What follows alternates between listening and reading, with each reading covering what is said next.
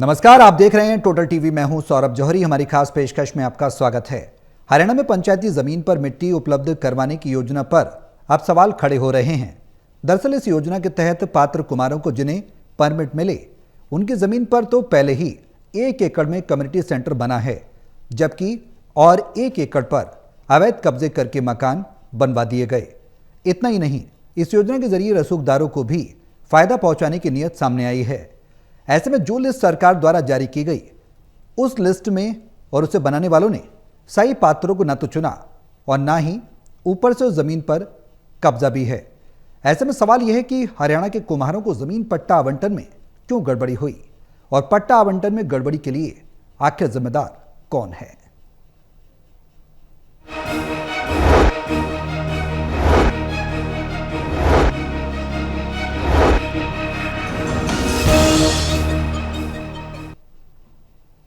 तो पात्रों के साथ क्यों खिलवाड़ किया गया और जो अधिकार जिनको मिलना चाहिए था उसमें इतनी बड़ी जो नजरअंदाजी है वो क्यों की गई है। ये तमाम सवाल है और क्यों सवाल उठ रहे हैं इस योजना पर। सरकार की जो नीयत है उस पर भी सवाल उठने लाजमी ही हैं कि जो कुम्हार हैं जिन पर मिट्टी का अधिकार है और वो उनका एक तरीके से पुश्तैनी काम है, उसको क्यों नज़रअंदाज किया जा रहा है और जो पात्र हैं उनको जो हक दिया गया क्या वो वाजिब है। ये तमाम सवाल हैं जिनके जवाब तलाशने की कोशिश करेंगे। हमारे सहयोगी हमारे साथ मौजूद हैं हिसार से टोटल टीवी के acid editor doctor Mahesh Kumar, Panipat से टोटल टीवी के एसिड एडिटर देवेंद्र कथुरिया और वरिष्ठ पत्रकार वीरेंद्र सोनी जी हमारे साथ चर्चा में बने हैं। आप सभी के साथ चर्चा आगे बढ़ाऊंगा, लेकिन उससे पहले एक रिपोर्ट देखिए, फिर करते हैं चर्चा शुरू।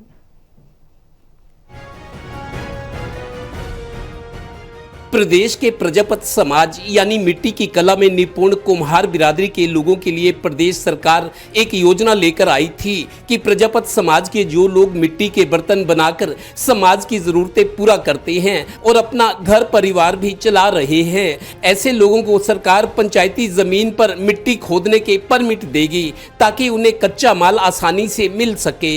इस योजना के तहत 1670 गाँव में कुम्हार बिरादरी के 1 लाख परिवारों को लाभ देने की योजना थी, पर हिसार में पीडब्ल्यूडी मंत्री रणबीर गंगवा के गांव गंगवा और बहबलपुर में दर्जनों ऐसे लोगों को भी मिट्टी खोदाई के परमिट जारी कर दिए गए जो मिट्टी की कला या मिट्टी के बर्तन बनाते ही नहीं। इनमें कई सरकारी मुलाजिम, अफसर, शिक्षक, प्रोफेसर और एक पूर्व चेयरमैन के अलावा इंस्पेक्टर तक की पत्नियों के नाम शामिल थे। गाँव गंगवा के सरपंच की साफ गोई। मैं भी कुम्हार समाज से हूँ, मेरा भी नाम उस लिस्ट के अंदर है, लेकिन हमारा दूर दूर तक कोई वास्ता नहीं है मिट्टी का काम करने का। जो लोग एक्चुअल में जो काम करते हैं उनके लिए ये जगह अलाट होनी चाहिए।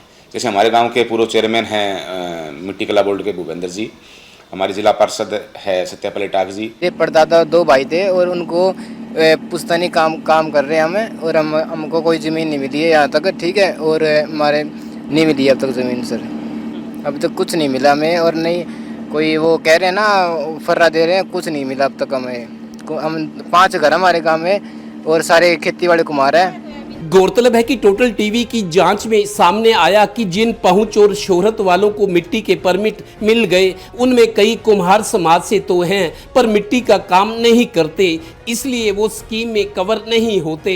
अब कह रहे हैं कि हमने तो अप्लाई ही नहीं किया, हम अपना नाम लिस्ट से बाहर निकलवाएंगे। यानी परमिटों की बंदरबाट का खुलासा मीडिया में होने के बाद अब सफाई दे रहे हैं। मजे की बात देखिए, गैर पात्रों को तो मिट्टी के परमिट मिले ही, जिन पात्र कुम्हारों को 2 एकड़ जमीन से मिट्टी खनन के परमिट मिले हैं वहां पहले ही 1 एकड़ में कम्युनिटी सेंटर बना हुआ है, तो 1 एकड़ पर अवैध कब्जे करके लोगों ने मकान बना लिए। नहीं जी, हमें तो कुछ नहीं मिला अभी तक। तो हमारा तो ये बुजुर्गों का किला मिला हुआ है हमें, हम इसी में रहते हैं और इसी में अभी तक तो हमें कोई सहायता नहीं मिली है। उधर प्रदेश के खनन मंत्री कृष्ण पवार का इस बारे में कहना है, नहीं ऐसा कुछ नहीं है, असल में ऐसा हुआ है। खनन मंत्री कृष्ण लाल पवार की बात। पहले चोर बाजारी चलती थी, लेकिन नायब सैनी सरकार ने, जो आम आदमी है, जो कोई किसान है, कोई अपने खेत से कोई मिट्टी उठाना चाहता है तो उसको हम परमिट इशू करते हैं। अब उसको कोई रोक टोक नहीं है। नकारता हूँ कि तथ्य से आधारित नहीं है। चलिए, अब तो जो हो गया वो सामने है। हो सकता है कि इस खेल में सरकार या किसी विधायक मंत्री का हाथ ना भी हो, पर जिस स्तर पर और जिसकी वजह से ये सब हुआ, जांच तो होनी ही चाहिए ताकि उंगली उठाने वालों का पेटा भर सके। Haryana bureau, total news. तो पात्र लोगों को उनका अधिकार नहीं मिला। पात्र कुमार जो थे, जो मिट्टी का काम करते थे, जो नहीं करते उनको रसूखदारों को आवंटन कर दिया गया पट्टों का। ऐसे में अब सवाल यह है कि सरकार की नीयत थी या फिर अंदर खाने कुछ गड़बड़ी, ये बड़ा सवाल है। देवेंद्र, शुरुआत में आपसे ही कर रहा हूँ, हरियाणा में कुमारों को जो जमीन पर पट्टा दिया गया है, आवंटन में गड़बड़ी क्यों हुई है और आखिर कमी किसकी है? देखिए सौरभ, सरकार की जो भी योजनाएं आती है, कोई भी सरकार हो, केंद्र सरकार हो, राज्य हो, कोई भी राज्य सरकार हो, ये भी देखा जाता है उन स्कीम का फायदा कुछ गैर पात्र लोग जो कवर नहीं होते उसमें, लेकिन वो कुछ उस तरीके से इनको ओबलाइज किया जाता है, जो लोग नीति निर्धारक है, जिनके पास पावर है, या वो आपसी सेटिंग कह सकते हैं जिसको। तो इस मामले में देखिए गड़बड़ियां तो हुई है। मंत्री भले इनकार करें, आपको बता दूं 1670 गांव प्रदेश में 6700 गांव है हरियाणा में, करीब 6,500 गांव है, उनमें 1670 गांव में जो ये परिवार रहते हैं। देखिए हर जगह के इम्पैक्ट होता है। कुम्हार बिरादरी के लोग ज्यादा किस जिले में हैं और किस गांव में रहते हैं, तो उनको चिन्हित किया गया था स्कीम को लागू करने से पहले। 1670 गांव थे और करीब 1 लाख परिवार थे जिनको इस स्कीम का फायदा मिलना था। बहुत सारे लोग जो पात्र है, देखिए बेचारे अनपढ़, उनको पता ही नहीं स्कीम कोई है कि नहीं है, कोई पर्चा भरा जा रहा है अप्लाई करने के लिए, और उनको तो पता ही नहीं, कोई सर्वे नहीं हुआ। तो जो को थोड़ा बहुत हुआ है अंदर खाते तो देखो हुआ है। जिन लोगों के नाम आ रहे हैं, आप देखिए डीटीपी क्लास 1 ऑफिसर होता है, उसकी पत्नी के नाम, माटी कला बोर्ड के चेयरमैन रह चुके हैं, जो अब एक्स चेयरमैन है, भूपेंद्र सिंह आर्य है शायद, उनकी पत्नी के नाम, जिला परिषद की एक लेडी है उनके नाम, कोई टैक्स इंस्पेक्टर है उनके, बहुत सारे लोग जो सरकारी मुलाजिम है या प्रोफेसर हैं, टीचर हैं, भले ही वो इस बिरादरी से हो सकते हैं, को उनको इसलिए किया जाए। अब बहाना ये कहा जा रहा है कि जो परिवार पहचान पत्र से जो रिकॉर्ड है उससे उठाया गया है। भाई परिवार पहचान पत्र में जो डिटेल है उसमें ये तो लिखा होगा कि जो परिवार का मुखिया है वो सरकारी अधिकारी है या डीटीपी है या इंस्पेक्टर है, ये सारी जानकारी होगी। लेकिन अब कहा यह जा रहा है कि परिवार पहचान पत्र से जो जानकारी ली गई उस लेवल पे गलतियां हुई है, जबकि ऐसा नहीं है। जिन लोगों के सूची में नाम शामिल है वो अब ये कह रहे हैं, कि हमने तो अप्लाई नहीं किया, हमारा नाम कैसे आ गया। वो अनभिज्ञता जाहिर करें और ये कह रहे हैं कि हम तो हटवाएंगे, हमारी बेइज्जती हो रही है सामाजिक तौर पर। लेकिन ये सब अंदर खाते सेटिंग से हुआ है। मंत्री जी भले ही कहे कोई गड़बड़ी नहीं, लेकिन गड़बड़ी इसलिए लगती है साफ तौर पर क्योंकि नाम छापे गए हैं। जिन के नाम सूची में है, जिनको परमिट दिया गया है, उनके नाम छापे गए हैं। अब वो कह रहे हैं कि हमने तो अप्लाई नहीं किया। इसका मतलब नाम उनका शामिल है तो अप्लाई नहीं किया तो कैसे नाम आ गया। बहुत सारी चीजें मेरे को लगता है खनन विभाग की प्रतिष्ठा पे सवाल है, और सरकार, राज्य सरकार की छवि पर भी जो मेरिट और ट्रांसपेरेंसी का दावा बार बार दुहाई दी जाती है कि योजनाएं हैं उनका फायदा या जो काम सरकारी हो रहे हैं, तो खनन विभाग और सरकार की छवि, जो मेरिट की बात आती है, जो ट्रांसपेरेंसी पारदर्शिता की बात आती है, मेरे को लगता है उस पे अब वो सवाल खड़ा हो रहा है। जांच करके गलतियां कहां हुई, किसने जानबूझ के की, किन को फायदा पहुंचाने की, सारी चीजें बिल्कुल बड़ी बात है। और ऐसे में जो हकदार हैं उनको नहीं मिलना, और जिनको नहीं चाहिए उनको ये भी नहीं पता कि उनको पट्टे आवंटित कर दिए गए, मिल गए, उनका कोई दूर दूर तक वास्ता नहीं है। सवाल जरूर खड़े करता है कि आखिर सिस्टम में कहाँ पोल है। महेश, पट्टा आवंटन में जो गड़बड़ी हुई है, बिना नियम और शर्तों के बांट दिए गए, पट्टे आवंटन कर दिया गया, और किया गया तो क्यों किया गया, आधार पर आप भी गए, लोगों से आपने बातचीत की, ग्राउंड पर रहे, क्या कुछ खामियां नजर आती हैं इस पूरे सिस्टम के अंदर, इस प्रकरण के उजागर होने के बाद? देखिए, मुझे लगता है कि वोट बैंक की राजनीति भी इसके पीछे एक बड़ा फैक्टर मुझे नज़र आता है। जिस तरीके से रणबीर गंगवा लगातार कोशिश कर रहे थे, ओबीसी को लेकर भारतीय जनता पार्टी भी सॉफ्ट कॉर्नर रखती है। नायब सिंह सैनी चूँकि ओबीसी कैटेगरी से आते हैं, तो वो भी अपने लिए एक सॉफ्ट कॉर्नर, एक ओबीसी के बड़े नेता के रूप में खुद को स्थापित करना चाहते हैं। तो ऐसे में पहली शर्त इस बात को लेकर ये थी कि अगर मिट्टी के उठान के लिए आप पट्टे जारी कर रहे हैं तो क्या हर एक प्रजापति समाज में पैदा होने वाले हर एक बच्चे को क्या मिट्टी उठाने की जरूरत है? क्या वो मिट्टी खुदाई करके करेगा क्या उस मिट्टी का? हाँ। तो ये मुझे लगता है कि सबसे पहले अगर कुछ चिन्हित करने की जरूरत थी तो अगर आपने गांव चिन्हित कर लिए थे कि मान लीजिए हरियाणा प्रदेश के कौन से ऐसे गांव हैं जहां पर कुम्हारों की आबादी सबसे ज्यादा है, आपने वो गांव चिन्हित कर लिए, तो कम से कम इतना भी चिन्हित किए जाने की जरूरत थी कि कितने परिवार ऐसे हैं जो मिट्टी का काम कर रहे हैं, जो मिट्टी का काम ही नहीं कर रहे हैं, जो प्रिंसिपल बन चुके हैं, प्रोफेसर टीचर बन चुके हैं, जो पुलिस की नौकरी कर रहे हैं, या डीटीपी की धर्मपत्नी, या माटी कला बोर्ड के चेयरमैन की धर्मपत्नी, या जिला परिषद की सदस्य है, वो अगर इस तरह के जो है मिट्टी के पट्टों के आवंटन अपने नाम पर करवा लेते हैं या उनके नाम पर हो जाते हैं, तो ये दोनों ही तरफ से व्यवस्था की खामी मानी जाए, ये सातुर से बात कही जा सकती है। अब उदाहरण के तौर पर मैं आपको बताना चाहूंगा, एक हाई प्रोफाइल गांव माना जाता है गंगवा गांव, रणबीर गंगवा अपने गांव का नाम ही अपने नाम के पीछे लगाते हैं। हरियाणा के PWD मिनिस्टर हैं, जन स्वास्थ्य मंत्री हैं रणबीर गंगवा। गंगवा गांव हिसार शहर के बिल्कुल साथ लगता इलाका है और करीब 17 एकड़ जमीन जो गंगवा गांव की थी, हिसार का जब नगर निगम बनाया गया तो 17 एकड़ जमीन जो है शहर में यानी नगर निगम में भी शामिल हुई। उसी 17 एकड़ में वो एक एकड़ जमीन भी थी जो कि कुल 2 एकड़ जमीन चिन्हित की गई है मिट्टी उठाने को लेकर। उसमें पहले से आजाद नगर का इलाका आता है, शहरी क्षेत्र का हिस्सा माना जाता है और यहाँ पर कम्युनिटी सेंटरों से 1 एकड़ जमीन में बना हुआ है। दूसरा जो 1 एकड़ जमीन जो कि कुल 2 एकड़ वहां पर आरक्षित की गई है, तो दूसरा जो एकड़ जमीन है वो पहले से वहां पर पक्के मकान 2-2, 3-3 मंजिली मकान बने हुए हैं और कहा जा सकता है कि रोड़े डालकर सड़क भी वहां पर बनाई गई है। कोई एक तसला मिट्टी वहां से नहीं खुदाई की जा सकती, संभव ही नहीं है। तो ऐसे में कौन सी जमीन सरकार ने दे दी, एक बात, किसको दे दी ये दूसरी बात, और ऐसे परिवार जो मिट्टी की खुदाई की जिनको जरूरत ही नहीं है, ऐसे परिवारों को आपने चिन्हित कर लिया। गंगवा गांव में कुल 1274 लाभार्थी जो है मिट्टी के पट्टे उन्हें सौंप दिए गए, जबकि कुल 4 परिवार ऐसे हैं जो 3 पीढ़ियों से मिट्टी का काम कर रहे हैं, बर्तन बना रहे हैं, और 4 परिवारों में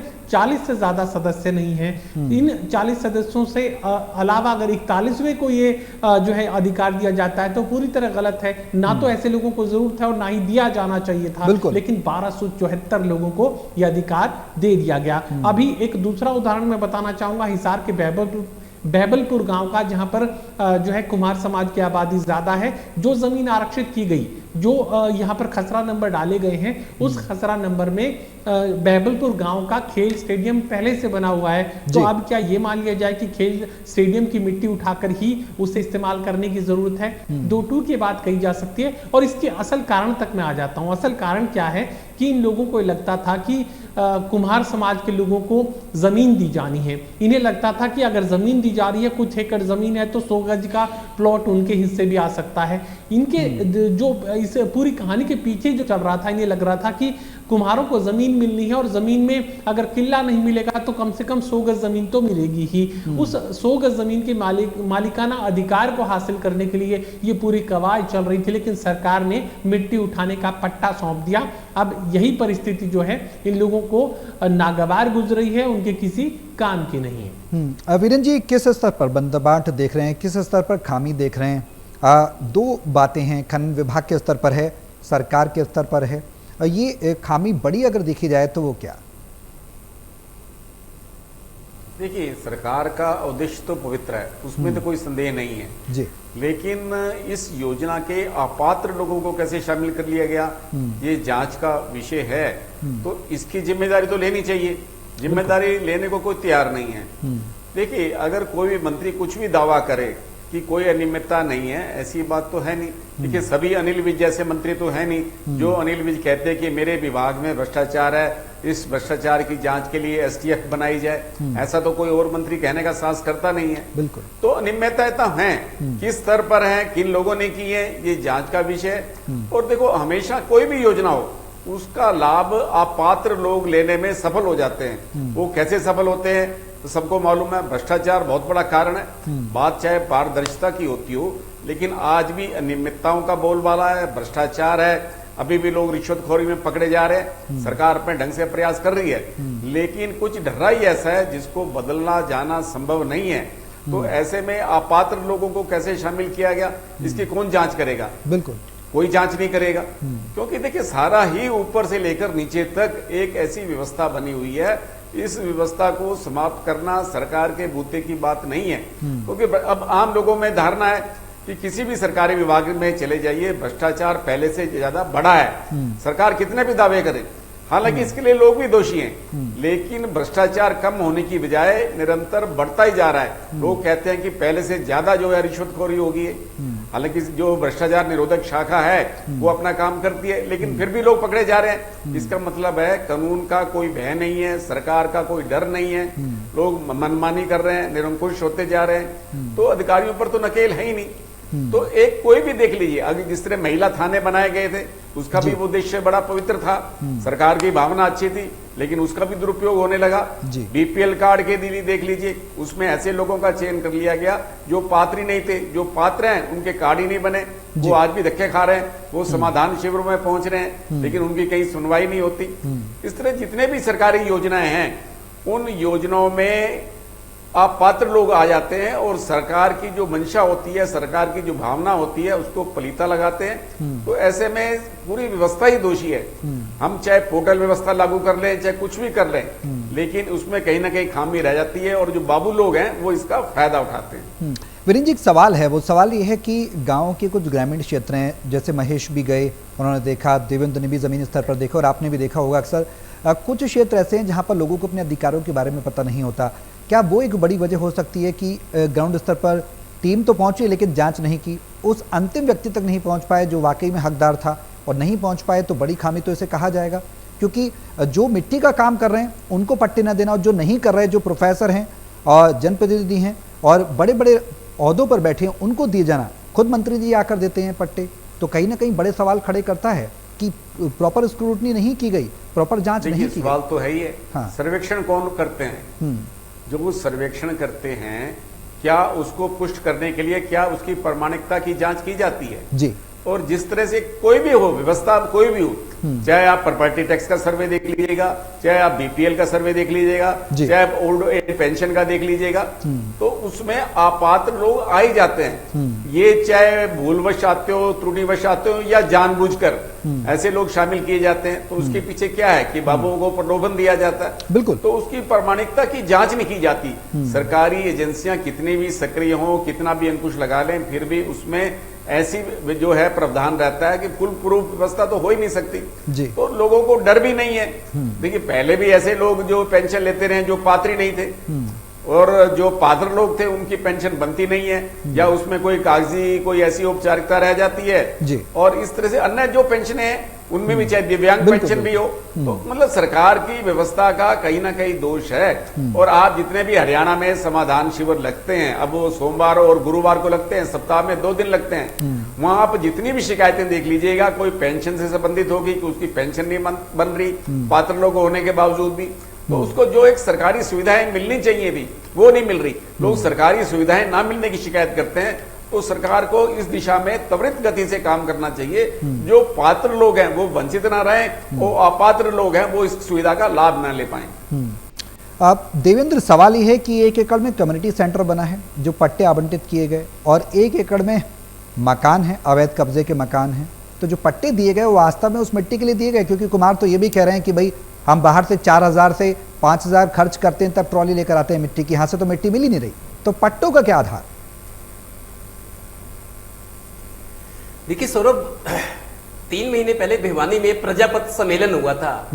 जैसे महापुरुषों के नाम पे या कम्युनिटी को जोड़ने के लिए आपसी भाईचारा बड़े लोगों में जो सरकार की पॉलिसी है, 3 महीने पहले भिवानी में प्रजापति सम्मेलन होता, उसमें मुख्यमंत्री ने इस समाज को राजनीतिक तौर पर या सामाजिक तौर पर अपने साथ जोड़ने की, सरकार के साथ जोड़ने की मंशा जताई थी कि हम आपको दिक्कत को जानते हैं कि आप छोटे काम करते हो लेकिन मिट्टी आपको उपलब्ध नहीं है, मिट्टी दूर से मंगाते हो, महंगी आती है, सरकार आपके लिए आपके गांव में ही पंचायत होती है वहां व्यवस्था करेगी।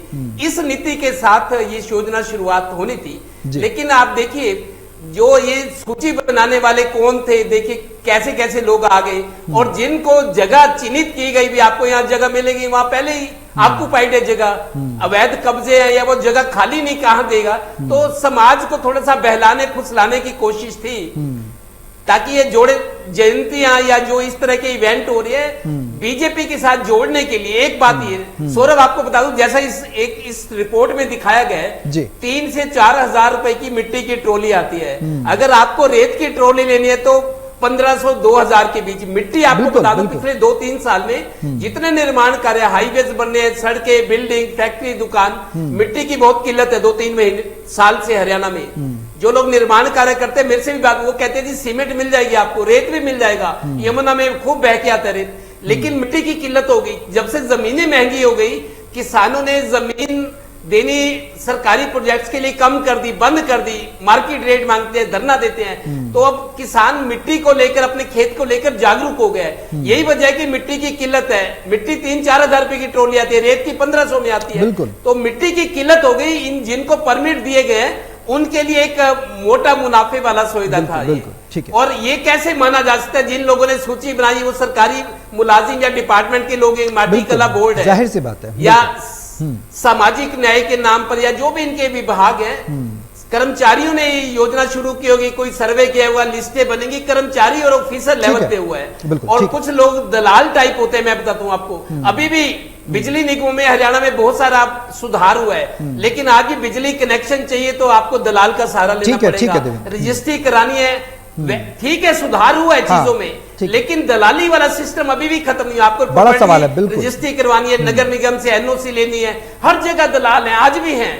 ये अलग बात है कि पहले खुलकर करते थे, अब लुक छुप कर या उन्होंने तरीके बदल दिए हैं। तो काम अभी भी वैसे हो रहे। इतना बड़ा मैं हैरान हूं, लिस्टें नकली बन गई, जिनको मर्जी डाल दिया, और जहां जगह दी वो जगह है नहीं। तो पारदर्शिता कैसे मेंटेन हो देवेंद्र, ये बड़ा सवाल है जो आप कर रहे हो। वाकई में लाजमी भी है कि ट्रांसपेरेंसी कैसे हो जब दलाली सिस्टम में चलता रहेगा। महेश, अब किस स्तर पर आने वाले समय में उम्मीद की जा सकती है कि कार्रवाई होगी? क्या सरकार अंदर खाने में कुछ इंट्रोस्पेक्शन करेगी कि खामी रही तो किस स्तर पर रही, और रही तो कौन कौन नपेगा? अब इसके बारे में भी कुछ हम चर्चा कर सकते हैं, कुछ उम्मीद कर सकते हैं? देखिए, कौन कौन नपेगा इस बात की उम्मीद तो ज़्यादा नहीं की जा सकती, क्योंकि नापने का इरादा मुझे नहीं लगता कि सरकार का होगा। लेकिन इतना ज़रूर किया जा सकता है कि जो वास्तविक पात्र हैं उन तक ये जो ज़मीन के पट्टे हैं पहुंचा दिए जाएं, और जिन्हें इसकी ज़रूरत नहीं है। जैसा कि मैंने जिक्र भी किया कि इन लोगों को उम्मीद ये थी कि यहाँ पर जो है ज़मीन की रजिस्ट्री इन्हें मिल सकती है, और अगर कुछ एकड़ ज़मीन मिलेगी तो उसमें से 100 गज के प्लॉट ही अपने लिए निकाल सकते हैं। हो सकता है कि 100 गज के प्लॉट की रजिस्ट्री ही इन लोगों को मिल जाए। इस तरह की उम्मीद, इस तरह की संभावनाएं, कल्पनाएं ये लोग अपने पास लिए हुए थे। लेकिन सरकार ने जो है वो मालिकाना अधिकार अपने पास रखा, और जमीन की मिट्टी की खुदाई का अधिकार, जो पट्टा दिया गया वो मिट्टी की खुदाई का दिया गया। तो ऐसे में इस अधिकार का कोई डीटीपी की धर्मपत्नी या जिला परिषद का सदस्य या कोई प्रोफेसर, इंजीनियर, डॉक्टर क्या करेगा मिट्टी के उठान को लेकर? और अगर उठाएगा भी तो फिर उसे कहीं और बेचनी पड़ेगी। तो ऐसे में यहाँ मुझे लगता है कि वास्तविक लोगों को ये जो सुविधा है वो उपलब्ध करवाए जाने की जरूरत है। अब पूरे गंगवा गांव में 1275 लोगों को दी गई, जबकि जरूरत सिर्फ 40 लोगों को थी। तो ऐसे में 40 लोगों को ये अधिकार दिया जाए और बाकी लोगों से ये जमीन के पट्टे वापस ले लिए जाए। ये बेहद जरूरी है। रही बात नापने की, मुझे नहीं लगता कि सरकार किसी को नापने वाली है। यहाँ ये परिवार पहचान पत्र पर इस पूरे मामले को डाल दिया जाएगा कि पीपीपी में जो डाटा दिया गया था उसी के आधार पर कंप्यूटर ने आवंटन किया था, तो किसी की कोई गलती नहीं है, ये कहने की कोशिश की जाएगी। जबकि इसकी वास्तविकता की जांच की जाने की जरूरत थी, जो कि नहीं किया गया। वीरेंद्र जी, अब उम्मीद जिस तरह से ना के बराबर है कि वास्तविकता निकलकर सामने आएगी, क्या कुछ लगता है इस पूरे प्रकरण में? क्या सरकार जो महेश कह रहे हैं उसी हिसाब से आगे बढ़ेगी, बढ़ती नजर आएगी, या फिर इसकी डीप स्क्रूटनी होगी कि भाई कहीं ना कहीं सरकार के ऊपर भी सवाल खड़े होते हैं कि अगर आप पात्र को नहीं देते और जो पात्र नहीं है उसको दे देते हैं, तो सरकार की मंशा पर भी सवाल खड़े होते हैं, छवि भी कहीं ना कहीं धूमिल होती है। उसको क्या कुछ रिकवर करने के लिए सरकार की तरफ से कुछ इनिशिएटिव आने वाले समय में देखने को मिल सकते हैं? शॉर्ट में सर। देखिए, अब ये मीडिया में मामला चर्चित हो गया तो इसलिए सरकार को कार्रवाई तो करनी पड़ेगी जी। अगर ये मीडिया में मामला नहीं उछलता तो क्या जो अपात्र लोगों को जो पट्टे दिए गए हैं क्या वो वापस करते? बिल्कुल। तो ये बात स्पष्ट है कि जब मीडिया में आ गया, सार्वजनिक होगी बात, तो ये सरकार की मजबूरी भी हो जाती जी। है। ऐसे कई मामले हैं, ऐसे जिन पंचायती जमीनों पर कब्जे हैं, हाई कोर्ट के आदेश हैं कि वो कब्जे मुक्त कराए जाएं, सरकार अभी तक खाली नहीं करा पा रही। जो प्रभावशाली लोग हैं वो भी आज भी कब्जा किए हुए हैं। तो ऐसे कई मामले हैं, जब तक सरकार खुद जागरूक नहीं होगी तब तक इस तरह का डर्रा चलता रहेगा। चलिए, बहुत शुक्रिया आप सभी का हमारे साथ चर्चा में शामिल होने के लिए। तो सरकार ने अब साफ तौर पर यह कह दिया कि कुम्हारों की मदद से कहीं ना कहीं अब पट्टा देने का काम करेंगे। जो पात्र हैं, कब तक दिया जाएगा उनको, उनका अधिकार, ये देखने वाली बात होगी। मेरे साथ इस खास पेशकश में अभी के लिए बस इतना ही। नमस्कार।